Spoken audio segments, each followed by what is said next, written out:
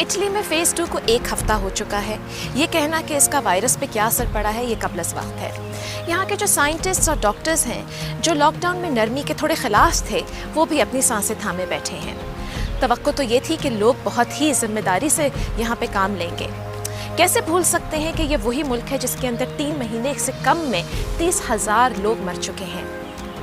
लेकिन लॉकडाउन में जब नरमी आती है, जितने भी SOPs बन जाए, पुलिस तैनात हो जाए, लोग मिन्नत समाजत कर लें, लेकिन कुछ लोग ऐसे होते हैं जो गैर जिम्मेदाराना बिहेवियर शो करते हैं और उनकी वजह से बाकियों को उसकी कीमत अदा करनी पड़ती है।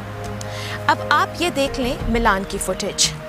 ये ली गई थी फेज़ 2 के शुरू होने के 4 दिन बाद। यहाँ तो लग रहा है कि जैसे कि कोरोना वायरस आया ही नहीं, जबकि मिलान मुतासिर तरीन शहरों में से एक है। 15 लाख की आबादी में 9,000 केसेस थे। जब मिलान के मेयर ने ये फुटेज देखी तो उन्होंने इसको शर्मनाक करार दिया। मिलान के एक बड़े अस्पताल में एक डॉक्टर ने कहा कि ये एक बम है जिसका हम फटने का इंतजार कर रहे हैं। समझा जाता है कि अप्रैल के पहले हफ्ते में इटली अपनी पीक पर पहुंचा।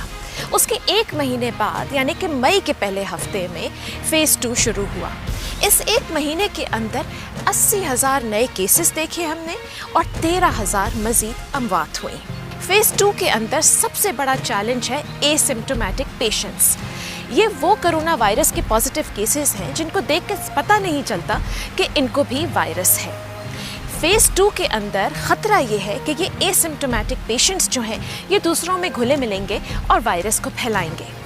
इटली में जो बहुत सारी स्टडीज़ हुई हैं शहरों में, गांवों में, उनसे ये पता चलता है कि कोरोना वायरस के सारे पॉजिटिव पेशेंट्स जो हैं, उनमें से तकरीबन 50% एसिम्प्टोमेटिक हैं। इसीलिए डॉक्टर्स यहाँ कहते हैं कि टेस्टिंग बहुत ज़्यादा ज़रूरी है, लोगों को आइसोलेट करना ज़रूरी है और कॉन्टैक्ट ट्रेसिंग ज़रूरी है। ये सब ना हो तो फेज़ 2 फेज़ 3 पे जाने के बजाय फेज़ 1 पर वापस चला जाएगा।